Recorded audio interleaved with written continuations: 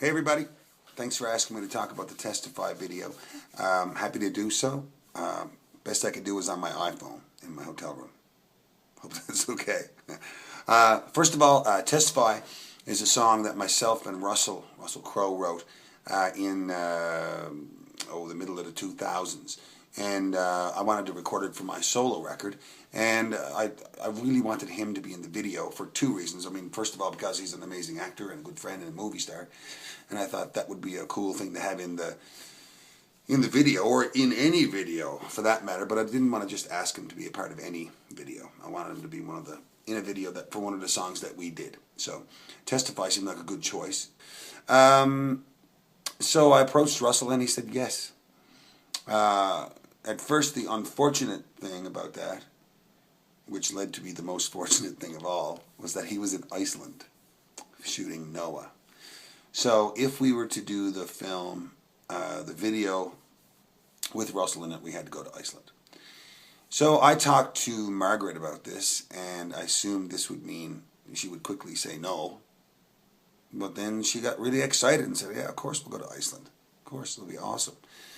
So it was really Russell Crowe that brought us to Iceland, and it was the greatest thing that could have ever happened. My favorite shot in the video is the escape shot that happens at the end, right after the singing character plunges into water to be baptized, and then a few seconds later, jumps up out of the water and is obviously escaping. And it's the first time we really learn about his intentions. That was shot in a part of the famous Blue Lagoon spa and resort where the water is really hot, and it's also really full of silica, I think, so it makes it all white and stuff. So in order to get this shot, Margaret had to get in the water, and so not that was really troubling because it is lovely water to stand in, but she had to be there a long time and hold a very expensive camera just out of the water, so I was very grateful for her. And the whole idea for the ending of the video came from two things. My favorite movie ever is Silence of the Lambs, and I thought it would be really cool if we sort of recreated the last scene in Silence of the Lambs, where the Hannibal Lecter is in like Brazil or somewhere, or some obviously warm and foreign country, and he's in the phone booth and he hangs up and he says, "I can't talk any further, Clarice. I'm having an old friend for dinner." And he walks out, and you see that he's following the head of the prison down this busy street, and he's obviously going to kill him any time now. And I really thought it would be really cool if, the guy in our video did the same thing, and he follows drops a little letter in the mail to the chaplain, and then follows the guys down this busy street, and he's obviously going to get his revenge. And then the other thing about the ending, of course, was Russell's great idea to have the big laugh at the end from the priest. So it kind of implies that maybe the priest was in on this from day one, that he's not too fussy on the captors either, and that maybe the priest and the escapee are in collusion. A lot going on in this video, isn't it? I think Margaret should win a JUNO for this video. I think that'd be awesome. Thanks, everybody. Have a great day. Okay, welcome, Margaret Malandruccolo. Come on up. So we have Johnny right now on Skype. Is he standing by? Oh, there he is. Hi, Johnny. How you doing? Hi, guys. How's everybody doing? Great. How are you, Johnny? I'm good, Margaret. Congratulations. Thank you. Congrats to you. Where are you? You know something? I'm sitting in my bedroom trying to be professional and quiet while I've got 4 kids screaming on the outside. But I'm here. I'm in the exact place that I was a few months ago when you shot the video that you just watched. So, Johnny, we just watched 2 videos that Margaret's nominated for. She's a double nominee. Maybe you can tell us a little bit about working with her. Working with Margaret is, there's a reason why Margaret has shot almost every one of my videos. Margaret takes the songs, takes things from my heart, things that I care about, a good message. She takes the music and she puts an aesthetic to the music. I try and put my heart and my soul into the music. and Margaret is able to do the exact same thing using a different medium. She's incredible. She always listens, which as an artist is one of the greatest things that anyone can do, is listen to you. And she always listens, and then she takes that and she puts her touch, her magic. And I'm just so very fortunate to be surrounded by so many talented people. But Margaret is definitely one of the most talented individuals that I've ever had the chance to work with. So maybe you can tell us a little bit about the conversations that you two had, and you guys can maybe, you know, talk amongst yourselves here, but talk about those early conversations about what you wanted to do and what you wanted to accomplish with this video. Well, I would love to be able to say that you know, some of the visions, some of the things that you were able to see were my idea, but they were not. When I spoke to Margaret, I said, Margaret, I'm going to send you this song. This song is about uplifting. This song is about rising up above the deepest of sadness, the deepest of darkness, and somehow finding hope and finding light and holding on to that, and celebrating positivity and love. And she said, okay. And I said, the only other thing I have to mention is that I've been on the road. I've been on the road for quite some time, and I would like to spend some time with my babies and my family. Do you think we could shoot this video somewhere close to my house, you know, where I'm going to be at that time? And she said, leave it with me. And about 5 days later, I got Margaret's treatment via email.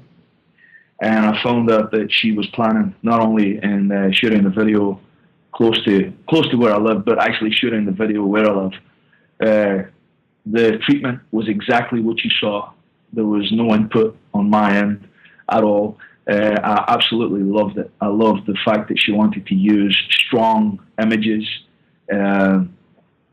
images that would affect people, that would touch people, that might make people feel somewhat uncomfortable at times, but to take people on this journey while watching the video, and at the end of the video, you know, feel like their life is somehow been enlightened, the same way that I felt enlightened after writing the song.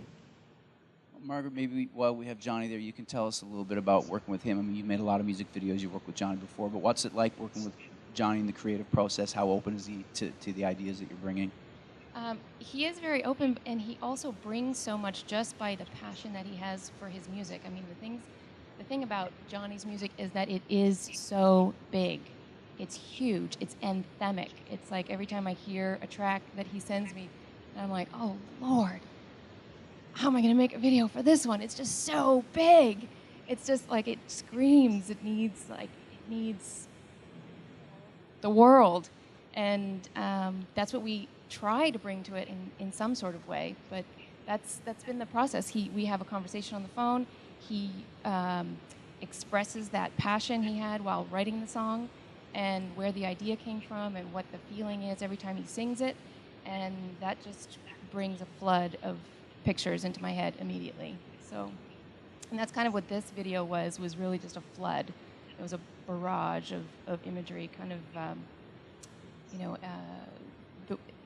it's interesting because usually I don't get to have the final piece mimic exactly what I had in my head during that first conversation, but this one really did, because it was just kind of that big barrage of imagery. And before go ahead. I would have to say this as well, Margaret. You know, things in order to be good at anything, you have to have vision. You know, you have to have a plan.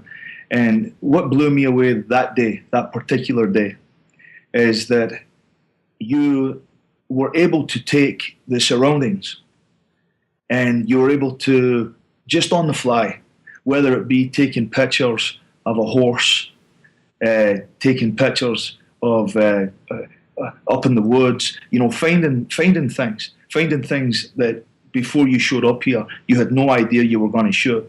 You were just in the moment, and you've always been like that, always. And I truly believe that that's what makes you that's what makes you one of, if not the best, directors, not only music videos but also film as well in Canada. Is your vision, your passion, and you deserve everything that comes your way because you're good, and you're a great reflection for not only the people around you, but a great reflection of all the people that embrace your work.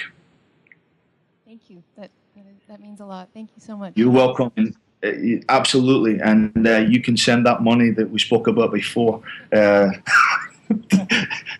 the address below. You'll probably see it down here somewhere. Congratulations! It's incredible. I watched the Alan Doyle video as well, and I wish I could have grown a beard like that, but I just don't have the genetics, Thanks for joining us, Johnny. We appreciate it, man. Hey, have a great time, and I look forward to seeing all you guys real soon. God bless you. Thanks, Johnny. Bye, darling. Hug those babies for me. Absolutely.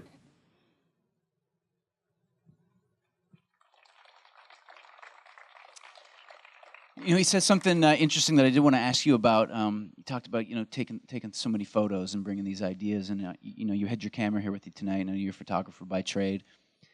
What's your favorite thing to photograph? I've always felt like I could just stand on any little square foot of this earth and find something fascinating to photograph, and that still holds true. I love photographing people. I love photographing musicians. I love photographing, surprising things that I find beauty in. But really, I love photographing everything, like just finding something that's really right around me right now.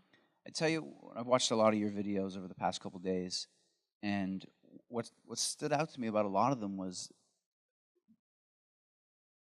the pictures that you took of the earth or flowers or the outside. Like, I felt like this was like a very kind of you thing, and I found it in a lot of your videos. I don't know if that's something you consciously do or if it was just I was noticing it. Like, it's certainly in the Johnny Reid video, there's like a lot of these beautiful kind of like outdoors environment shots. Am I like stretching? I wouldn't say you're stretching, but I think that I'm not fully conscious of it exactly. I think that I do love location. I tend to work very little in a studio. It's only when it's really required for some reason. But I'm not necessarily conscious of always photographing the earth, but I think that I find inspiration there, and those are the images that come to mind when I do my work and do my, listen to the track or have to come up with a concept for a shoot or whatever. So those are probably the first things that come, yeah. Okay, so let's go back to Iceland, if we can, to the first video. That's So let me first ask this question. It's not a bad gig when you're like, oh, I'm going to make a music video and I get to direct Russell Crowe. That's okay. But is there much directing involved, or he just knows what he's doing? He totally knows what he's doing, and I was petrified, of course. I was like, I'm shooting an Academy Award-winning actor with a digital SLR and no lights, basically. And I'm the wardrobe stylist. And I'm the art director. And he's just going to think we're just like rinky-dink, whatever. But he was gracious. He was professional. He was stern. He was like there to do one thing. He was not there to exchange pleasantries. So it was a very interesting experience. And we had to change things and make things work that weren't working, and we didn't have time to do it.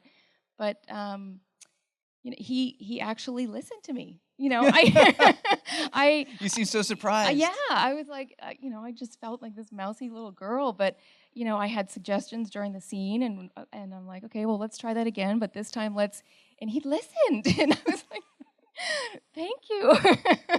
So we did it. It was amazing.